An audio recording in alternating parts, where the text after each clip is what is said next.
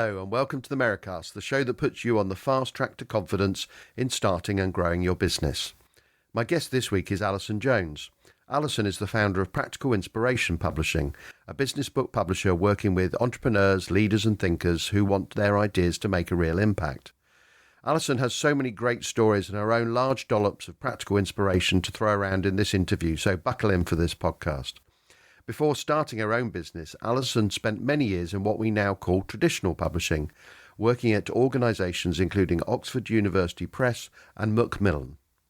During that time, she saw the industry struggle and having to reinvent itself time and again through technology, disruption and shifting business models. Practical Inspiration grew out of a belief that business books could and should be done differently, with the same editorial rigour as traditional publishing, but designed to genuinely serve authors, their ideas and the businesses that they're building. As always, though, I asked Alison to go right back to the beginning, to the early moments that shaped her career in publishing. And, as she cheerfully told me, many careers start on the ground floor, but hers started even further down. Wow. I think the first one that really springs to mind is being in a dark basement in an Edinburgh building, photocopying obituaries for the Chambers Biographical Dictionary. That was a low point. I do remember thinking, this is not how I thought my career in publishing would be. So I joined publishing back in the early 1990s. I was the first editorial assistant ever at W&R Chambers to have my own computer. They made a very big point of telling me this. And I've seen it through. So honestly, it's felt like it's been in crisis, the industry, the whole time I've been in the business. So 30 odd years now. We saw the netbook agreement, the ramifications of the netbook agreement ending just after I joined, ebooks coming in, piracy, Amazon coming along and disrupting the whole supply chain. You know, everybody's been talking about the death of the book almost since the day that I joined the industry. So it has honestly sort of lurched from one crisis to another. And yet, incredibly, the book is still here and publishing is still here. And you could argue it's almost stronger than ever. Well, maybe not publishing, but certainly the book has retained its value hugely. So, yeah, so many fantastic moments in that. I think ebooks and that knowledge. I was working at Oxford University Press on the big Oxford companions, and we were creating them as databases and then being very aware that when somebody looked at this book, they would look at it in a single linear way. And so we had to provide as many ways into that information, as much architecture as you could put around it, so to allow people to find what they were looking for. And the day it sort of dawned on me that people would one day be able to access this stuff digitally and search and create their own reports in the way that I was doing, you know, when I wanted to look at a section of the database, blew my mind. So that was the point at which I trained in computing and became the first person in editorial to be able to hold a conversation with the IT guys, you know, and that sort of defined the rest of my career. So It's been really exciting and disruptive and anxiety making, all of those things.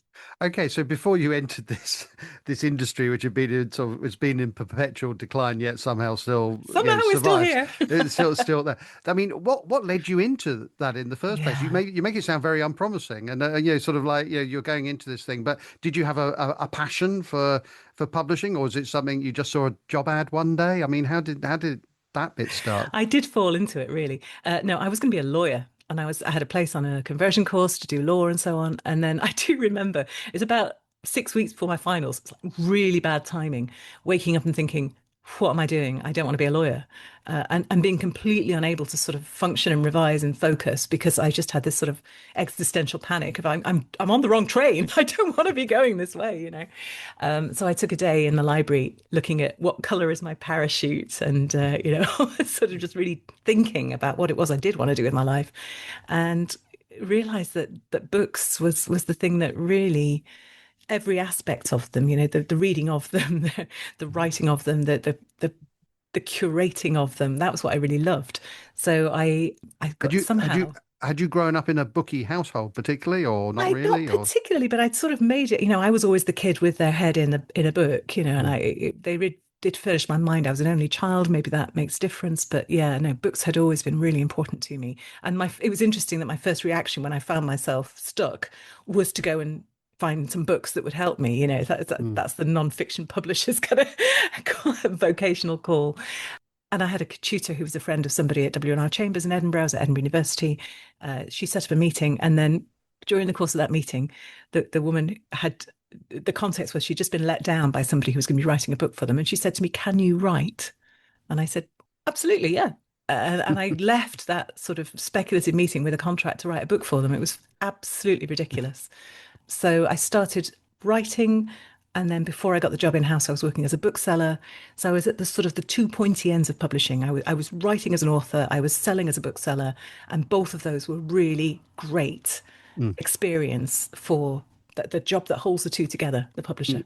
Right. Okay. Let's go back to you as the only person who can talk to the techie guy in the business. Then where were we at this point? So this was your first job, and then how No, did what this happened? was Oxford University Press. Was it must have been sort of late 90s, and CD-ROMs were the thing at the time. We thought that was what it was all going to be. But yes, from the back of that, I started then developing Oxford Reference Online, and then I was headhunted by Macmillan and became reference and online publisher at Macmillan Publishers, where I Yeah. was for 13 years until I left to form Practical Inspiration Publishing.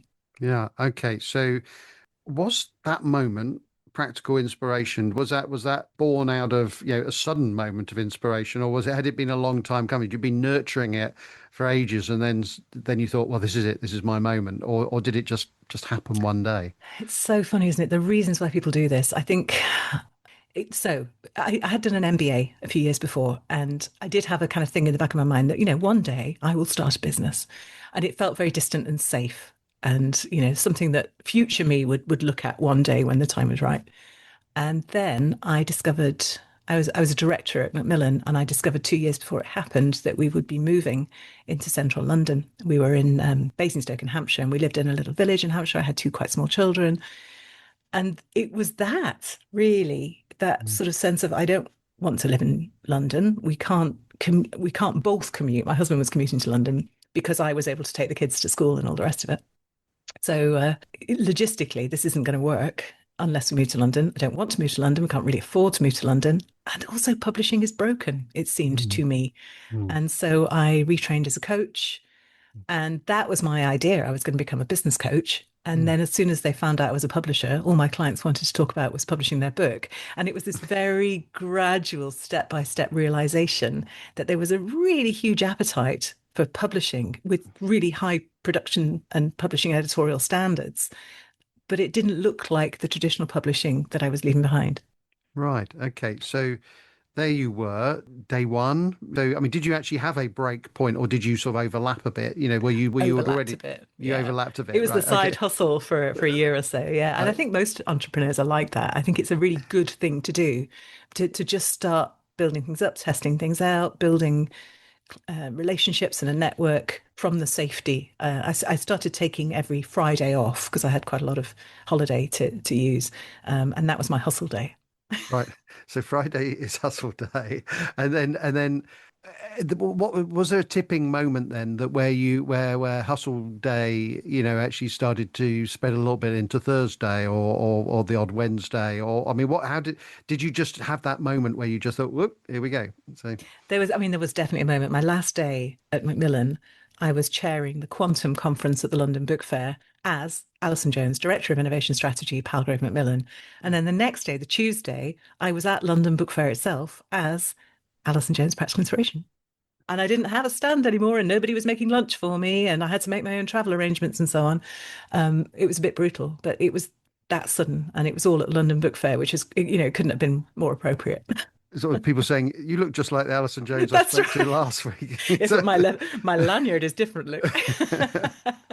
But that is quite a scary moment though, because Oh, as the way you described, suddenly there's no one to get to fix the photocopy if it breaks down, or the oh laptop man. or things like that. Just I mean that some people kind of run away as soon as they realize that. I mean, what kept you going in those early days? I mean, what did you kind of like that bit, the self-dependence Did I bit, like that or bit? It sort of depends how resourced I felt in the day, I think. There were days when I was just like, this is amazing. I get to do exactly what I want and I can pursue what I want. I don't have to jump through all the kind of corporate governance hoops to do anything. And there's no limit to what could happen, you know? And then there were other days when you read, and there's no floor either. I could just completely fail miserably and we could lose the house. And, you know, there's so many 3 a.m. moments like that. I don't know of Mm. any entrepreneur that hasn't had all of that. So you feel gloriously, terrifyingly exposed. And there's unlimited upside potential and there's unlimited downside. And that is really, it makes you know you're alive, doesn't it? Yes, I know this very well. Yeah, because on the one hand, I remember having a conversation with my wife, and she was asking what attracted me to setting up a business, and I thought, well, in a negative sense, if I F it up, basically it's my fault. But actually, the freedom and the variety, Yeah. was what sort of got me going. So your 3 a.m. moments? I don't want to pry too deeply into them, but what was that biggest fear? What was the thing that you were thinking could go wrong? Was it the mortgage, or was it what if I don't succeed? Was it a personal thing or a financial thing? What kind of held you back, if you like, at 3 Yes. a.m.? All of it, all of the above. All of it. And it's all so entangled. Yeah. I mean, it really is cash flow. I think, you know, for the first 4 years, really, it was always cash flow. And I think that's quite common as well. And it's, you know, the client that doesn't pay when they should have done, and it was all going to be fine. But then you know, you're chasing the invoice and they're ghosting you. But there's deeper than that. I will have to stand up in front of the world and say, this isn't working. And what will we do about the mortgage? And I'm going to have to Yeah. get a job at Tesco. And, you know, Yeah. it's all that stuff. And you catastrophize. And I have learned that 3 a.m, you have no sense of perspective. You should never send an email, make a decision, you know? None of that. Because yeah. And 3 a.m. is also when I discovered exploratory writing for myself. And that was that was a real turning point for me because that sort of set me off on researching what writing does for us rather than just as a communication tool. So, you know, out of the worst experiences of your entrepreneurial career can come the absolute gold, which is always worth remembering. And I want to talk about the exploratory writing Mm. and this book means business and lots of other things that you're doing. Why did Practical Inspiration Publishing need to exist? I mean, when you set it up, I mean, you could say the clue's in the title, but from your point of view, what made what you were doing? What was there a little sort of practical inspiration sized gap in the market? What was your thinking at the time? Very early days, my thinking was simply that these people who are good business people, who have routes to market, who can sell the product, and we can use Amazon and so on, they just need help editorially. They need help structuring their ideas, communicating their concepts clearly, typesetting, copy editing, you know, those sorts of editorial production design things. It very quickly became clear that that on its own wasn't enough. And I think that I still think there's a practical inspiration side. Well, it would be if we weren't filling it. But you know, I think the space we fill in the market is between people who can help you do that. So you write your book, development editors, typesetters, people who can put a book together but can't particularly get it out into the world and into the channels that you want it to be in. They can get it onto Amazon and they can put it print on demand, and that's sort of it. And then traditional publishers who have all the routes to market, who have the reps going in, who have the warehouses, who have the bookshops ordering, so that sale or return, who are sending in academic inspection copies, you know, and getting into the academic institutions for MBAs and exec programs and so on, but are so constrained by the economic realities of publishing that they can very rarely afford to take a risk on a first time author. And it's all about how much revenue they can make out of the book. Whereas for business authors, really it's about how much revenue the book can make for the business. So it's Mm, just a sort of inversion of normal publishing economics. And so practical inspiration is saying you need this book to work for you, and it needs mm, to be priced so that it can reach the people you want to reach rather than the library market to maximize the revenue from the book. But you also need routes into academia and you need routes to bookshops and so on. So that's kind of where we sit, is at the space where we are publishing as a traditional publisher as far as the trade is concerned. And at the back end, most of our books are through the partnership model where the author is paying, has so much more control, mm, retains intellectual property rights, and is able to price the book where they want to price it, mm, and buy it at cost and use it in their business. So it wouldn't work in anything other than business book publishing. It's something that I've really noticed. Obviously you and I have spoken about this emphasis you put on the importance of the marketing plan Yes. around the book. That a book produced in isolation isn't going to sort of help your business, but the way you've integrated that very, very closely, because they are all part of the same thing. So Yeah. so to me, that's one of the things that marks it out. Was that an easy idea to sell into this sort of target market, or did people get it straight away? Did you have to iterate? Did you have to sort of tack slightly in a way you didn't expect? I mean, the big shift, I think, was me realizing that we needed to be a full service publisher with the distribution piece. And that hadn't originally been in my conception of the business. I think once we've made that shift, I think most people get it. The thing that you have to really address with the situation that we're in is that you have two very different customers. So authors are our customers, but also readers are our customers, and booksellers are our customers, and librarians and academics and all the people who read. So I think it probably took us a year to really square that circle and understand how to do it, which is the way we do it now, which is we have a concept review. So if you want to publish with Practical Inspiration, we don't just say thank you very much and take your money. We say that's great. Tell us about your concept. If that sounds like something that fits our list and our commissioning strategy and so on, then the author will send the manuscript into me. I will personally review it really in depth and either say something like, great, this is something we can work with. It's got credibility. It's a distinctive concept. It's got good structural integrity. Let's work on it and take it to market. Or it's not for us just yet.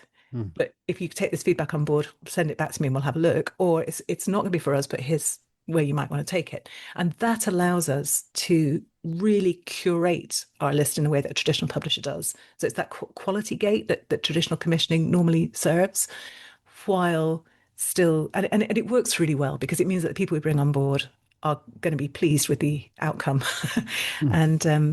And also part of the community, which is one of the most wonderful things about Practical Inspiration, is the community we built of authors who are motivated and collaborative and generous. And we have this sort of weekly calls together, and a group of them are mobilizing themselves to do something in International Women's Day, which is terrific, so it just works really well as a process. And it's something I've experienced sort of personally, and some of those people who have been on courses that I've been run by Practical Inspiration I'm still in contact with them. We're kind of supporting each other as we're going through. Great. So let's get back to the writing side of things, almost writing as a way of thinking, if you like, not just about churning out content.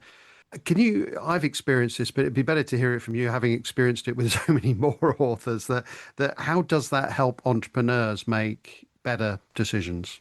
Oh, it's a great question. Thank you.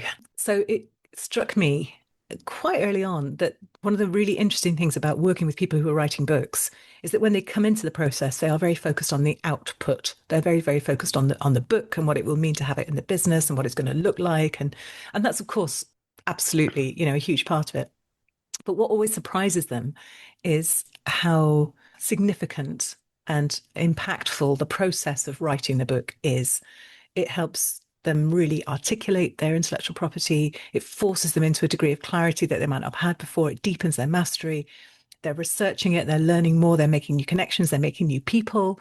And so that whole process where the book is the sort of the center of gravity of that process, it's so expansive and it's a self-development project as much as anything. So it's not just the output, it's the outcome. It's becoming the person who wrote that book that becomes really, really significant.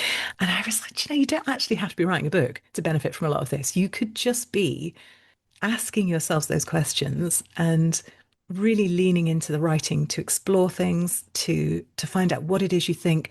It's sort of liminal, the idea of exploratory writing. There's stuff that's going on inside your head, and then there's the stuff that you talk about outside your head. But before you talk about it to anybody, you have to be fairly confident if you start a sentence where it's going to end, reasonably confident. Whereas on a page that nobody else is looking at, you can start a sentence, you've got no idea where it's going, it's okay. And that's extraordinary, that ability to surprise yourself on the page. And that's what really struck me as something that I think is underrated, because everybody's focusing on the purpose of the writing, the communication, the book, whatever it happens to be, rather than the idea that writing is actually a really powerful thinking tool. My experience of it was that, both through writing and also through just speaking, I sort of just spoke into a microphone Yes. for, sort of 10 minutes or so. And I found myself going in, about seven different directions, but that was okay because actually I had about three different ideas that I didn't even know were there, sort of, by the end of just 10 minutes. And I think, it's something I should have known because I've written, a lot of, in terms of ghostwriting for other people. But it was a very sharp reminder to me about the Yes. power of that. Now, you're also the author of This Book Means Business, and you run a sort of boot camp around that. I mean, just tell us a little bit about that and sort of how that came about. Does it an echo of some of those things that you've already mentioned earlier? Yeah, very much so. It's that sort of virtuous spiral that I draw in the book of saying, look, this is about self-development, it's about platform development, it's about your network development, and then it's about your professional development and how the book is going to work in your business. And so it's about how you pay attention to that, but also how you um, leverage the idea of writing a book right from the beginning. So you don't lock yourself away in a room to write it. You actually start to explore these ideas in public, which starts to build a following, which then also shapes your ideas and you kind of socializing those ideas. You're finding out what language lands with people. You are perhaps putting out a newsletter or, you're starting to create the ecosystem that we were talking about before that is really where successful book launches start. So there's just no downside. You're going to end up with a better book. You're also holding yourself accountable for it. So you're actually going to finish the damn thing. And when it launches, there are going to be people who are actually waiting for it rather than sort of launching it on an unsuspecting world to deafening silence. So it really is about that. How do you treat the whole process of writing the book? And I talk about in the boot camp, I talk about the work that you do in the book, which is all about structuring your ideas and actually writing the damn thing, but also the work you do on the book, which is a very strong entrepreneurial concept. Of course, it's Michael E. Gerber in the E-Myth talking about, yes, as an entrepreneur, you have to work in your business, you have to deliver, but you also have to work on your business. You have to be the CEO, you have to be thinking strategically about how you're positioning yourself and doing all the stuff that marketing used to do when you worked in the corporate world or whatever. And so it's treating your book project like that. It's saying, yes, I have to execute, I have to write this book, but also I have to manage the process of this book and make it work for me in my business. And is that the biggest number one mistake that people make when writing a book about that distinction between in and on, or is there another classic, Oh, I mean, there's about mistake that billions of people? mistakes people make. But yes, my heart always sinks when somebody sort of has an exploratory call and they say, I've written a manuscript, can we get it out in 3 months? No, we can't. A, you don't write your business book first, write the proposal, get really clear on the ideas and then talk about those ideas and socialize it and don't sort of just, as I say, lock yourself away and write 200,000 words, honestly, recently. Just don't do that. So that's one big thing, because then it's really hard to take feedback when you've sunk months of your life into writing this thing. That is a really huge one. Actually, there's a second one, but there's so many. We should probably not carry on with all the mistakes people make. Do you find that hard giving feedback? I mean, is that a difficult thing? I mean, because you must have seen every script in every kind of possible situation, but if somebody's written a stinker, is that the hardest bit of the job, or It's not the not? easiest. Uh, No, I've apparently somebody told me that I have a superpower of giving really hard feedback really nicely. So, but you can always, I mean, even if I think, well, I don't see why you structured it like that, that's insane. You do it this way. You can't, that's not how to write it because this person has put so much of their heart and soul into it. So what you're doing is trying to sort of come alongside them as a professional and say, I can see what you're doing here. This is great. Really sort of picking out the stuff that's working.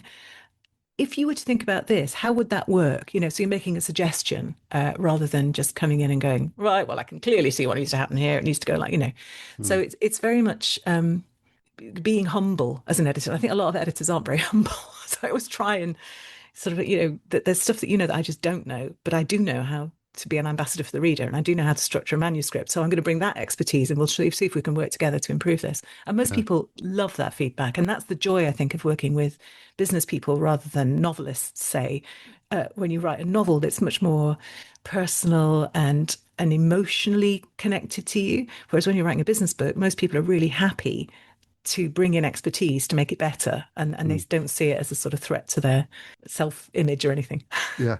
So, so I first came across you, Alison, sort of like when you were the head of the judges at the Business Book Awards, and I was lucky enough to be a judge on that as well. So there you are. You've got into a position where you're respected in your, profession, but you're in this industry that you said, sort of at the start of the interview, has always kind of been evolving and sort of trying to find its way, and the decline of the book has been sort of greatly exaggerated, and so on. How do you make it work? I mean, how does practical inspiration, you get a lot of, you're on a lot of shortlists of a lot of publishing awards, and that's great and so on, but how do you keep going and thrive in a market that on the face of it is a little bit unpromising? Yeah, and I think that that's the big question that keeps every publisher up at night. How do you survive when the price of books hasn't really gone up in 20, 30 years? The costs have gone up hugely. The number of people buying them has gone down. The economics are just awful. It was always a low margin industry, and it's now, really brutal. The way that practical inspiration makes it work is that because we're using that partnership model, authors are paying for publishing services, and that allows us to have a really sustainable model and spend that contact time with authors, which is very, very hard to do in traditional publishing when you're trying to sort of minimize the overheads all the time. And we have a stake in ongoing revenue. So that's rights revenues from licensing subsidiary rights like translations and so on. But also we take a proportion of the ongoing sales. It's much lower. So the author gets 75% of the revenue. But we still have that kind of ongoing stake. And also we have some traditionally published books, and they are almost exclusively from the proposal challenge. That's our route to traditional publishing. So it's a sort of portfolio approach. You have publishing fees, you have revenues from books that are partnership published, which are relatively low. Then you also have revenues if you can make a book work that's traditionally published. You've got those revenues as well.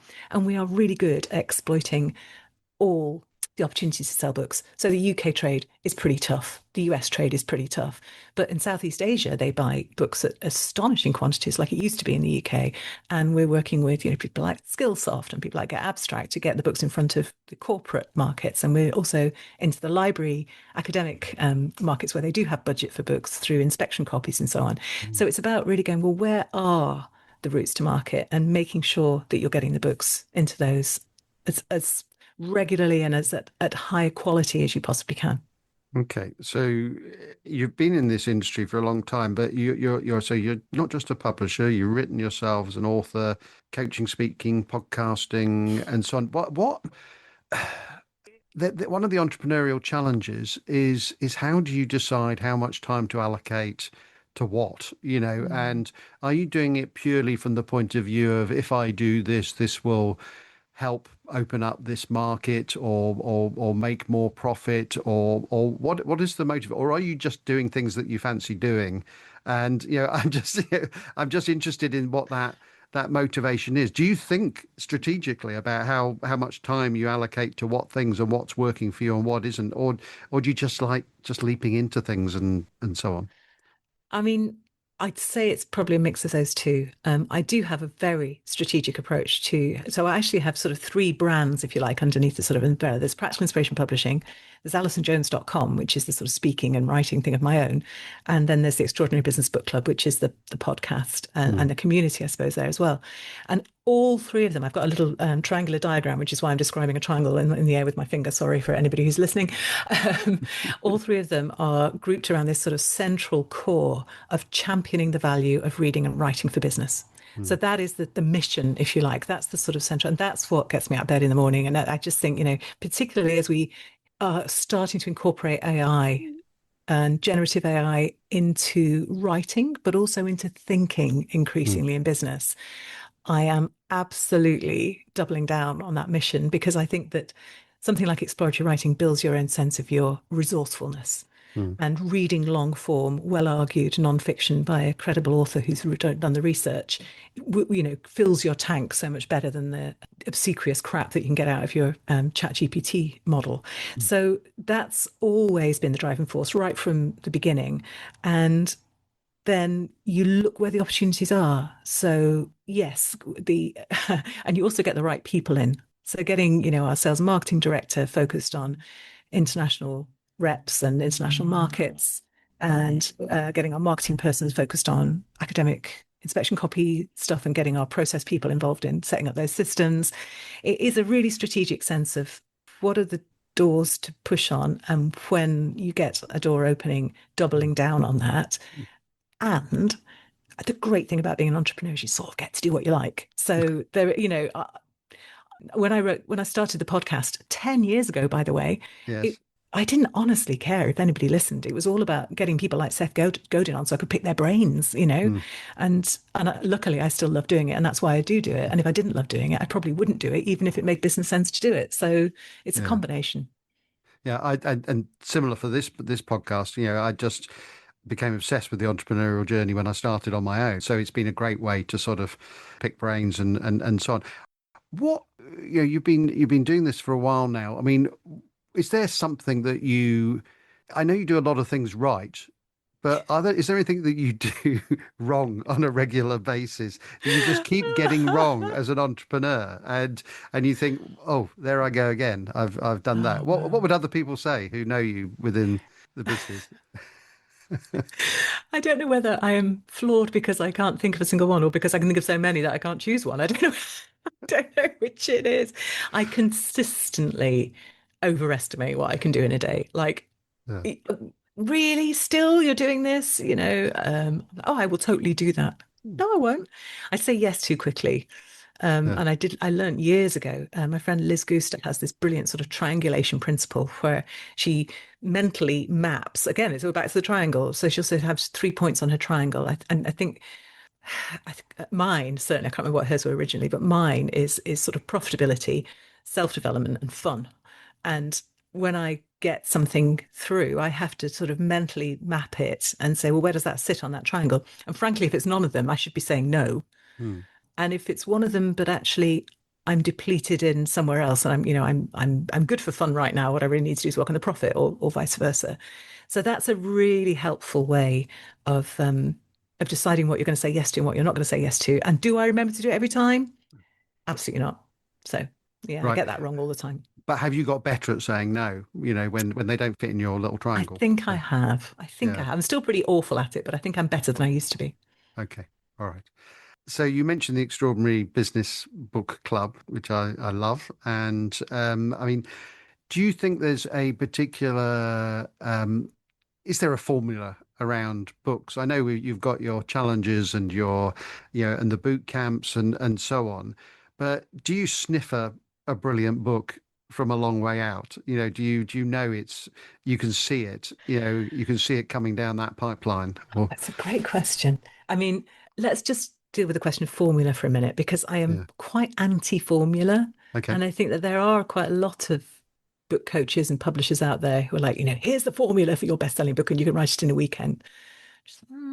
And also the whole getting AI to write your book. I mean, yeah, again, it's that focus on the output rather than the outcome. Yes, of course, AI can write a book. What's the point of that? You need to be the person that wrote the book. That's the whole point of doing it. And it might be that a 3-part structure, whatever, is a really good, and it's a good structure for a book, but it might not be right for your book. So I think coming at things from first principles is really important. Is there a formula? You do get a sort of spidey sense tingle, particularly when you get somebody naming a phrase or giving you a phrase that names a phenomenon that you sort of had been aware of, but until they'd named it, you hadn't had the language to talk about it. And I think that's what really hits home when you can do that. It's such a service to the world, because it gives teams, individuals, leaders a language for exploring the stuff that's going on for them. And I absolutely love that. We're just about to publish a book called Brilliant Doubt, which does that. And there's another one called Graceful Power. And those sort of it just gives you a language and a way of looking at the world that shifts you very slightly. And Mm. that's so powerful. Yeah. You talked about you talked twice about triangles, sort of, I'm a big fan of triangles, aren't I? I hadn't realized. and you talked about, the purpose and values and the thing that gets you. But has your definition of success sort of changed since you started? I mean, has that been an eternal triangle or just a more recent triangle? It's so you have no way of knowing this, but it's been such a vexed question for me over the years. When I was doing my MBA, I did a residential school on creativity, innovation, and change. And we were doing finger painting. It's one of those kind of like mad things that is oddly powerful. And the lecturer was sort of saying, "I want you to sort of you draw me happiness." And I was straight in there, there's the yellow and there's the sort of swirls. And I could sort of conceptualize or visualize so many abstract concepts. And then he said, "And now do success." And I had absolutely nothing. I didn't know. And he sort of came over and he said, "How are you getting on?" I was like, I'm stuck. I don't know. And he went, "Well, if you don't know what success looks like, how are you going to know when you get there?" And it was such a profound moment for me. And I realized that success had sort of meant bobbling along and people thinking well of you and lots of sort of really woolly, slightly underpinned by anxiety things. It was more the absence of completely failing in public shamefully than actually any positive thing. And I really went home and did some work on that. And I put some parameters around it. And I even put a figure on what I wanted to be earning sort of this time next year. And the extraordinary thing is I was. And I thought, oh, if I'd set that higher, would I then be? So it was a real lesson in firstly, thinking about success as a positive entity rather than just, as I say, the absence of failure, um, and really getting specific about it, and then getting really purposeful about what that had to look like. And I think I am not good at setting big financial targets and going for them. It isn't, but that's okay. I tried that and I hated it. So success for me really is good relationships with authors, great books, good reputation and sales and awareness of those books in the market, and a happy, empowered team. It's I'm really clear about it now, but I wouldn't say I put monetary or financial or numerical sort of metrics around most of it. I mean, it's a beautiful version of success, if you like, the way you've just described it. Did you manage to finish the painting that No, you started? no, the painting was shamefully still just this sort of blank thing, but it did its job because I took Yeah, away that sense of there is a real gap in my clarity and understanding where there needs to be much more clarity. yeah. So it was a catalyst, if you It like, was a to catalyst to a lot yeah. of thinking. Yeah, Yeah, brilliant. Okay.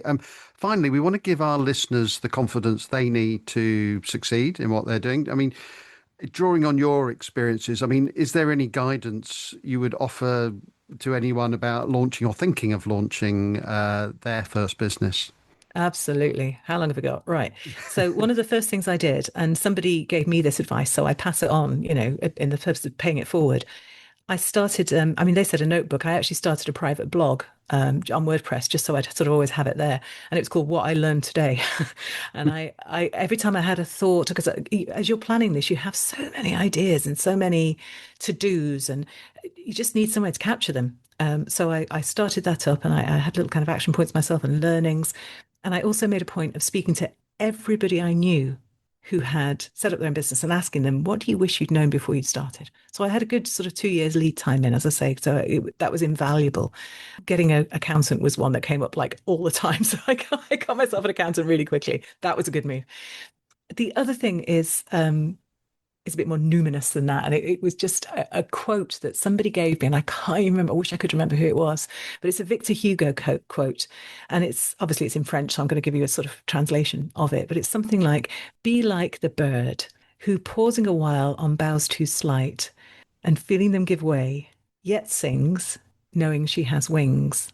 And that sense that even if things go wrong, you have the resourcefulness, the ability within you to get something else or to put it right or to survive and thrive differently. I've come back to that quote so often in the last 11 years. I think it's such a powerful one, and it really reminds you that you are not your circumstances. And exploratory writing is great for this. I mean, I could just give it a plug there. It just really, once you've discovered that you can come up with ideas in a complete desert out of nothing, it's very empowering. So I think that sense of, if it's not working, it's okay. You'll try something else and that will work, or the next thing will work, or, just you'll find a way out of this. And that's where we ended it. There was something quietly reassuring about this whole conversation with Alison Jones.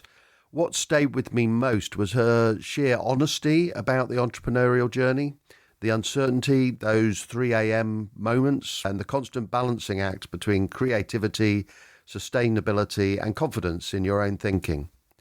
I was especially struck by Alison's view of writing, not just as a way of producing a book, but as a way of making sense of complexity, sharpening ideas, and discovering what it is that you actually think. It's a powerful reminder that clarity often comes through the process, not before it. So even if you don't have clarity, just jump right in and it will come to you. And then there was Alison's closing reflection, the idea that even when things feel precarious, there will always be a way of doing things. Not because everything is mapped out in advance, but because resourcefulness, learning and adaptability are always available to us. We just have to tap into it. So thank you to Alison, and thank you to all of our listeners, and for the great feedback that we're getting on the show. If you enjoyed this podcast, we'd love for you to subscribe, rate and review through your usual podcast provider. And if you want to find out more about the Merri-Cast, look for me, Trevor Meriden, or our business Merriborn at merriborn.co.uk. That's it from me. So until next time, thanks for listening.